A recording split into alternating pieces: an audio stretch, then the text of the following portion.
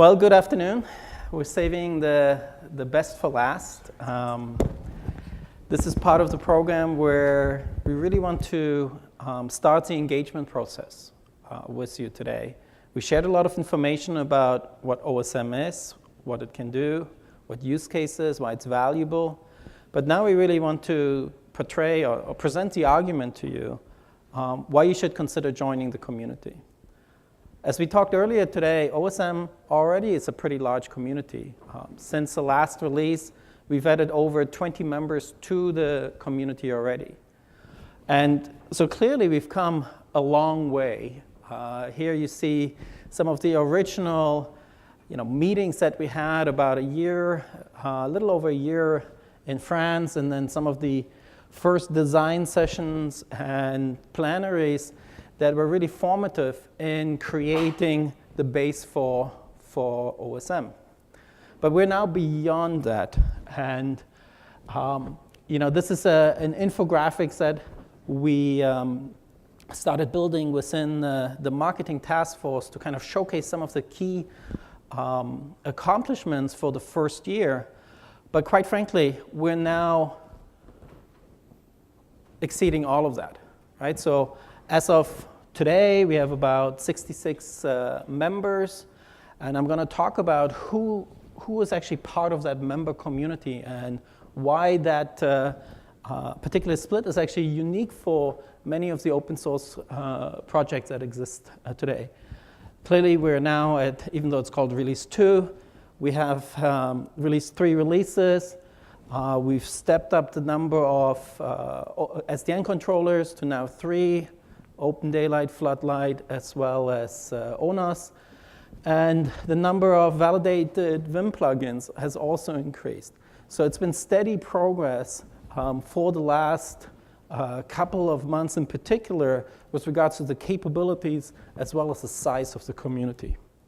And my call to action to all of you here that are not already members of the OSM community is to seriously consider joining.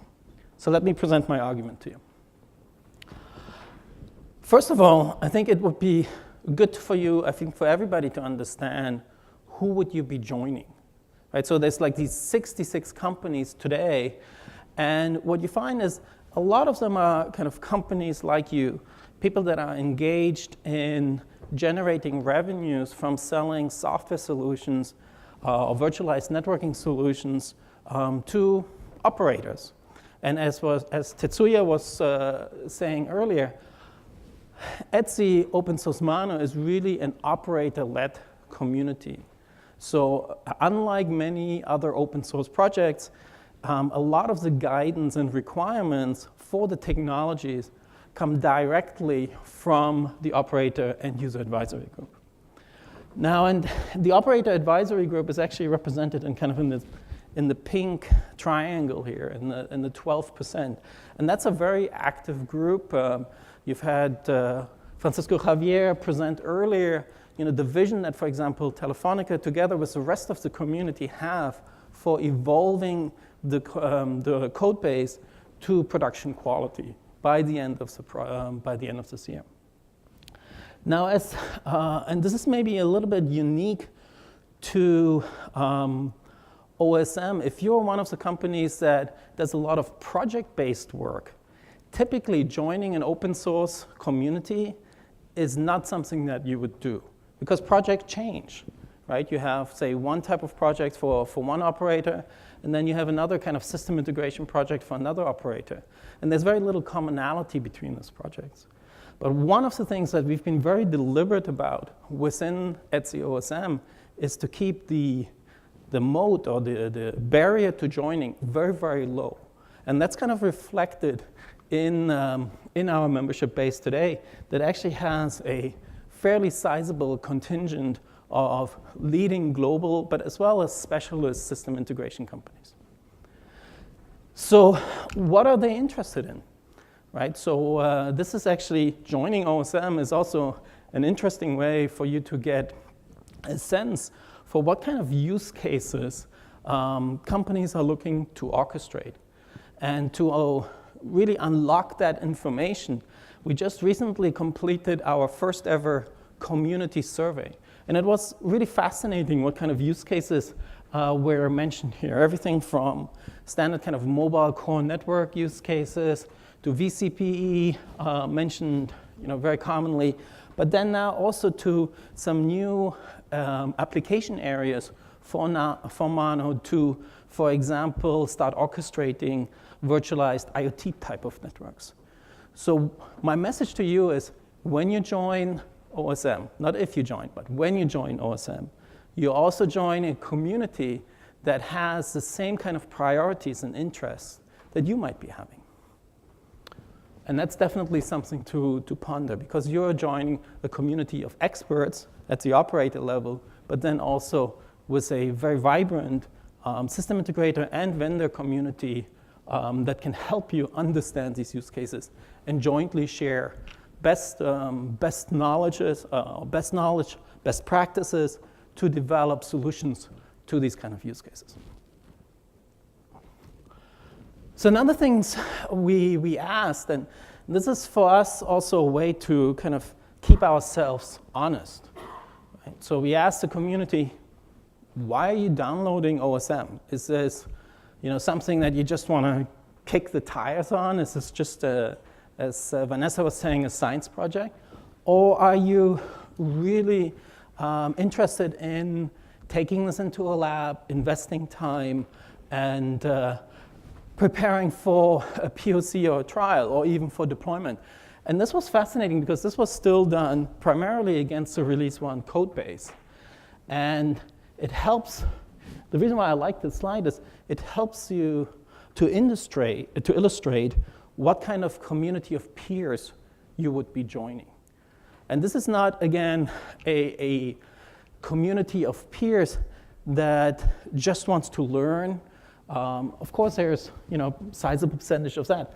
But the community of peers that you're joining is a community that really wants to do something with the code base.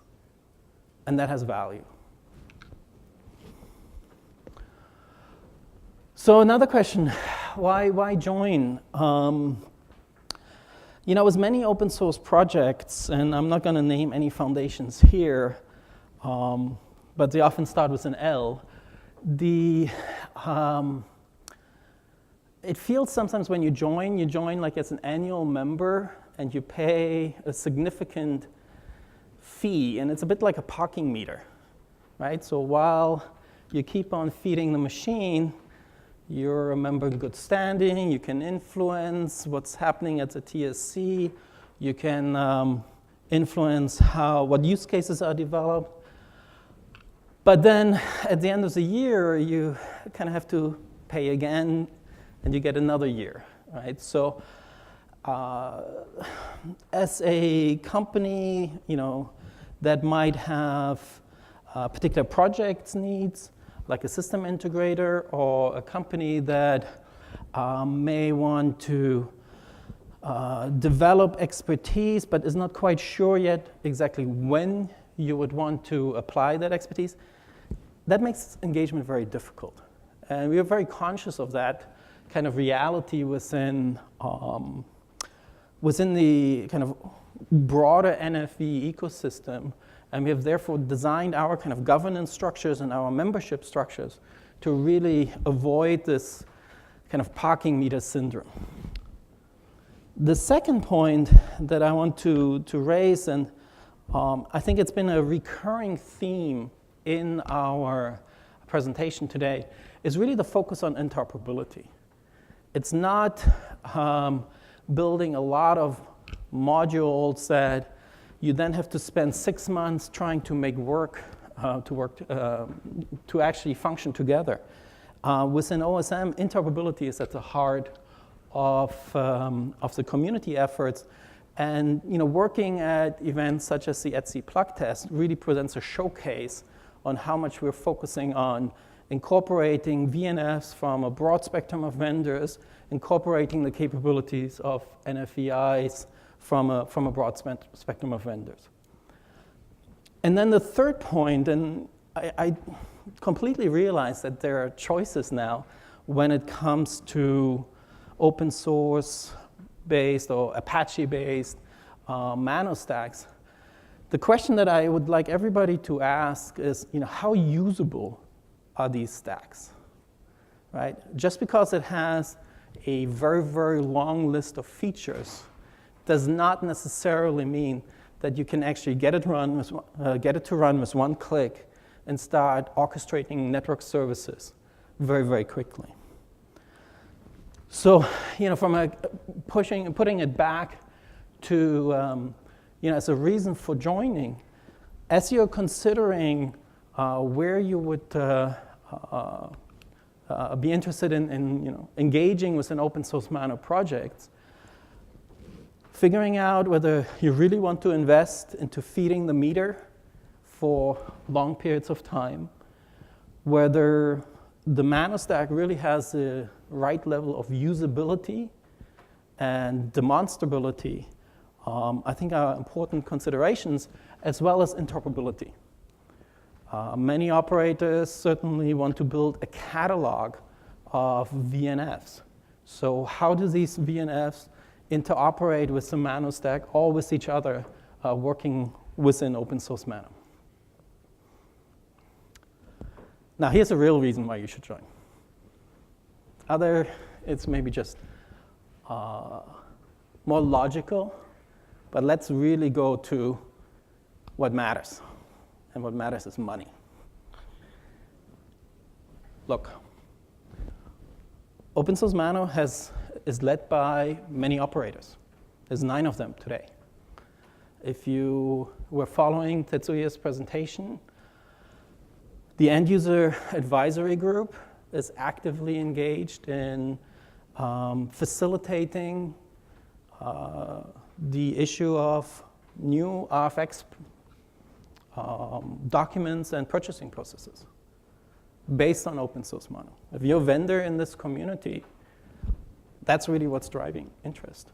Because ultimately, for any successful open source project, and to justify internally, and we all know this, justify the investment into an open source project, there's got to be a return here as well. And the ETSI OSM community is very clear about this. This is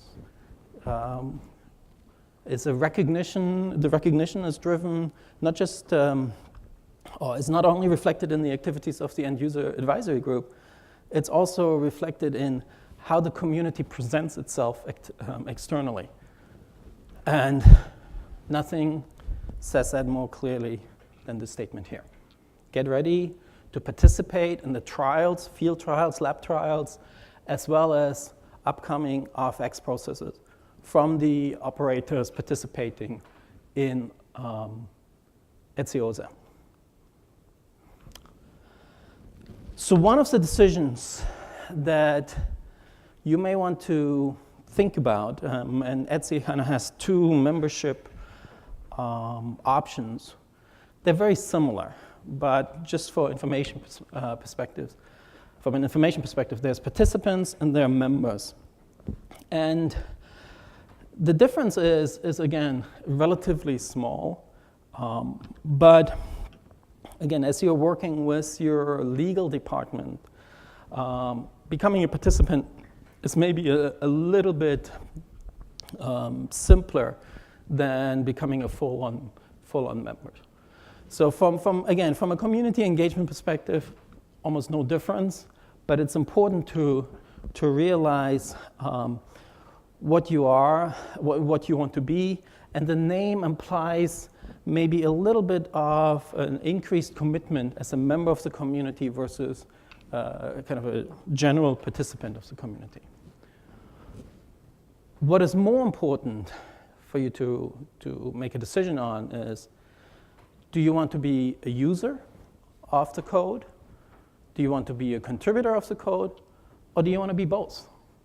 And what is very unique about ETSI OSM is that we have operators such as Telefonica that are actually very large code contributors as well. So that kind of traditional segmentation of contributor versus user that you find in many open source projects, ETSI OSM actually is almost putting that kind of concept upside down And what we're finding is that we're driving the vibrancy of the community by having very engaged members that are both. And that's very unique. All right, so how can you plug in? Now, again, many open source projects are a little bit like pay-to-play type of engagements, right? You join as a platinum member, you automatically get granted a position at the technical steering committee. Some other projects, automatically grant you rights to be on the board. We've really haven't emulated any of these kind of additional, these existing models, and really tried to keep it very, very lightweight. So if I had to give you some guidance, the real guidance is really just decide where you want to join. If you're an operator, certainly the end user advisory group is probably a good landing zone, a first step where you can find your peers and engage in a conversation on how you can best contribute and communicate with the rest of the community. If you are a vendor or a system integrator and you are interested in contributing a particular set of code or use cases or POCs, then having a conversation with Adrian or Vanessa here to understand how the technical steering committee works is probably a good landing zone or first engagement API. If you happen to be a marketeer, please come and see me. And I will definitely hook you up with what we're hoping to accomplish as part of our 2017 marketing plan, what kind of branding options we provide to our community members, how we articulate the functional evolution of OSM, and then also how we're starting new programs such as the ETSI OSM POC program that Vanessa was talking about that almost provide a little bit of a microcosm for particular community members to showcase what they're doing with OSM and then also showcase what is particular about their solution. And then one level down, if you have particular thoughts on interoperability testing, for example, the module development leads are definitely another layer below for you to engage on, although I would recommend that you probably start with the TSC and then go into kind of the level below. All right, so you got a choice. You can be passive and just have all of this information, listen to it, parse it, try to understand it, or you can take action. And my call to all of you here today is to decide on whether you want to take action and plug into the OSM community. All right, if you have any questions on how to do that, please let me know. All right. Thank you.